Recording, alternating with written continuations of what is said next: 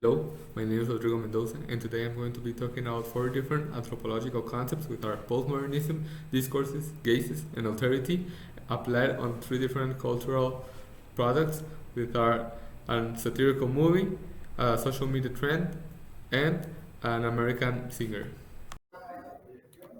Today I'll cover four main topics: postmodernism, discourse, the gaze, and authority. I'll show you how these topics are present in our daily lives through various examples in widely known cultural products. The three cultural products I will talk about are a famous social media trend, a movement, Pride Month, a satirical movie, Cinderella Regia, and finally, an artist that has had some controversy in the past couple of years, Britney Spears. To begin with, postmodernism. What is it? In a very general way, is a rejection of modernity, the rejection of its foundations. These are the existence of a universal truth based on science, a belief in capitalist systems, and with this, a big push in industrialization, urbanization, and the idea of progress. So, postmodernism can look like the existence of many truths based on everyone's reality, with the appearance of virtuality and its effects like globalization. We are exposed to an unimaginable number of people, and we have many interactions daily. Also, new ways of communicating, like symbols, are also part of modernity. Now, how is postmodernism present in one of the most popular trends nowadays? Let's focus on one of the principal concepts of postmodernism, the denial of only one truth. We can see this reflected in social movements, people questioning the power, questioning the reality. Why does it have to be this way? Pride Month is a reminder of the Stonewall riots, a turning point in the fight for LGBT rights. We can see clearly how this movement is creating a new reality where people from the LGBT community can enjoy the same rights.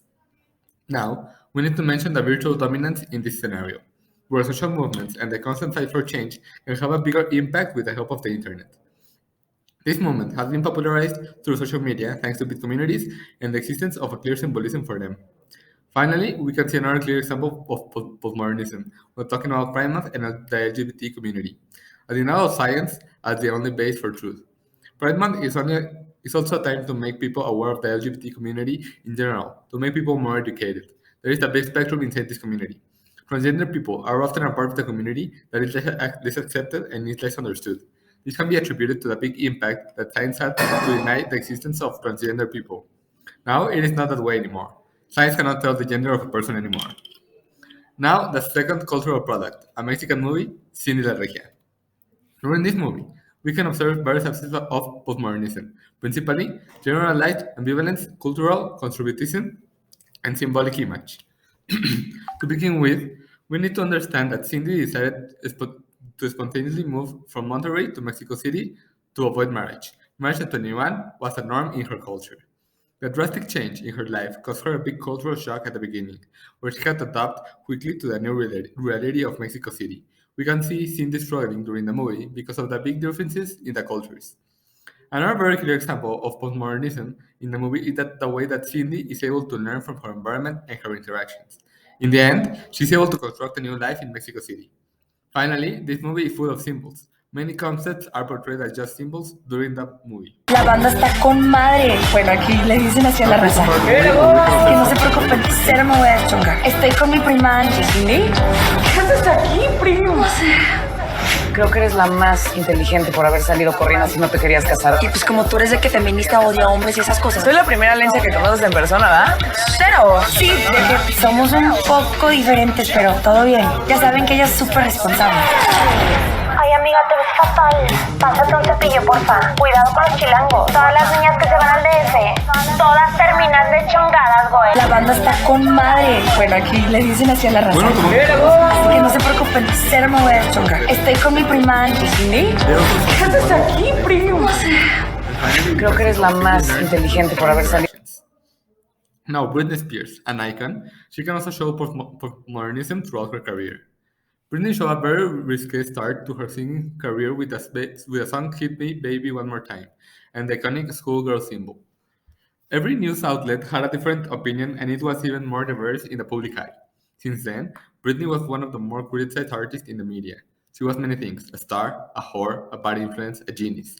Everyone believed that there was truth and Britney's image was created, destroyed, and transformed through social interaction and the exchange of opinions. People questioning power was also a very big part of Britney's career, where fans and celebrities created a social movement named Free Britney, with the objective of freeing Britney from her guardianship and giving her freedom in her personal life and her career. Finally, we need to mention symbols when talking about an icon. She was able to build one of the most successful careers in music using symbols. The no innocent and sexy symbolism helped the artist to rise to the top. Now, Discord, what is it? And how is it represented in these three cultural products? Discourse is expressive messages that carry an ideology, whose content is marked by the context in which it is produced, and the position of power of the person or institution that generates it. Discourses of power are more often seen and determined than the way people think and act. Nowadays, a discourse is very easily reproduced thanks to social media. We can reach millions of people through the internet, and a very clear example is how social media looks like daily and very chaotic and overwhelming exchange of discourses. So, how does discourse present in our daily life? Talking about Pride Month, we can see a very interesting development of this discourse. A discursive formation is the way discourses are produced and reproduced within social classes, institutions, ethnic and racial groups, professions, social groups, etc. As time progresses, the discourse of pride has shown a development. It has been more and more reproduced and accepted. A clear example is how brands are now using Pride Month as a marketing strategy. Years ago, this would be problematic. Now it's completely the opposite. Pride transformed from a minor narrative to an alternative truth to a meta narrative. Showing support for Pride is now seen as something positive in some cases. We will not touch points on the disadvantages that rainbow washing is having on Pride or the LGBT community. Now, we continue with our satirical movie, Cindy La Regia. We'll begin with a discourse of marriage that made Cindy move to Mexico City. She was running away from marriage. In her context, the only way to go was to get married at 21, and she was certain about not wanting this for her future. This is a discourse or ritual that was reproduced within her social class, and therefore that was expected from her. However, we see how she can disagree. Now we can identify some dispositions from the Chilangos and Regios on the movie. As I mentioned before, this is a satirical movie whose objective is to make fun of something, maybe involve irony or simply exaggerate some characteristics. This is easily spotted when the movie portrays the common behaviors from Chilangos and Regios and differences between them. For example, when Cindy rides the metro, or when she assists to different parties in the movie, showing the great difference in expressions that Cindy has with Chilangos. We come back to Britney Spears. She's a discourse already. She's an icon, and in everything she does can be seen as an influence, something people should say or do. This can be proven as she is recognized as a big influence in the industry. The expected was to reproduce Britney's technique of the body, behaviors, expressions, and symbols, especially for new female artists. Now, the gaze. Gaze can be said as a form of power associated with the eye and with the sense of sight. Power between the one who gazes and the one who is being gazed at. We take into consideration discourses and gaze to create cultural representations of others. Talking about Pride Month, we can see three different gazes. Scientific gaze. Many people use the argument that LGBTQ plus people should not exist since they supposedly go against the natural sciences. Mainstream gaze. Recently, there has been more representation of LGBT characters, however, most of these characters portrayal are attractive people. Rarely do you see someone in a show or movie who is gay and ugly. Bigoted gaze. Since several centuries ago, LGBTQ people have been hated and despised, throwing hate, insults, and even assaulting them. One of the reasons this has happened is because of religion, especially Christianity. Continuing with the movie. Thanks to the discourses that I previously talked about and the cases that will be explained next, combining that with common assumptions and shared ideologies, all the people from Monterey and their culture have been represented in a single character, Cindy. Two types of gazes that we can see in this movie. The chauvinistic gaze, an extremely nationalistic one. People living in Monterrey show an unreasonable aggression towards people living in Mexico City, calling them names and basically uncivilized. Male gaze, a gaze which disembodies the female body. Eduardo only treats Cindy as a piece of meat, where since the moment they met and throughout the relationship, he has only wanted sex. To Britney Spears again. First off, the patronizing gaze, which many times imply overprotective and one is considered weak, infantile, and vulnerable. Now, if we take into consideration the culture of hypersexualization of kids and the young Britney's agents were making her look innocent to achieve a sexual look. Many men nowadays prefer innocent even baby-like girls as their partners. In a world affected by the male gaze, Britney is no exception.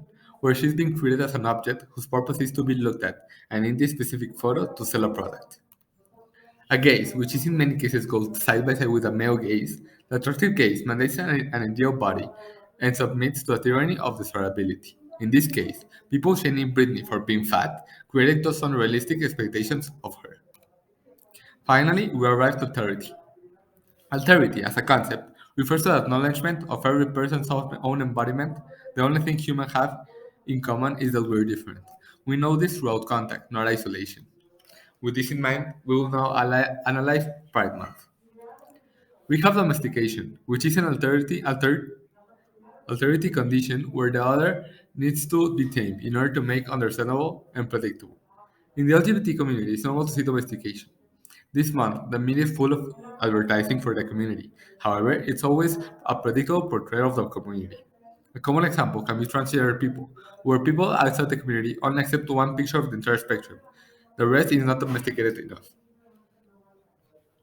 Now with the movie, seeing this picture might give some spoilers.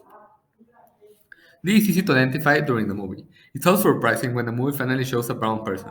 This person is only the housekeeper or the chacha. We can see clearly how brown people are simply invisible during this movie. And we come back to Britney for the last time. With objectification, we come back to the disappearance of agency of Britney. She became a mere object, a product that was there to be changed and molded by the society and desires.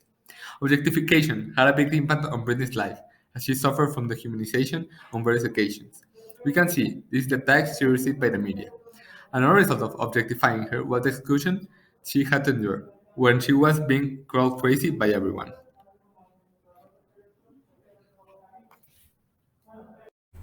In conclusion, now it's easier to understand these four concepts. We're able to identify them in cultural products that are present in our daily life.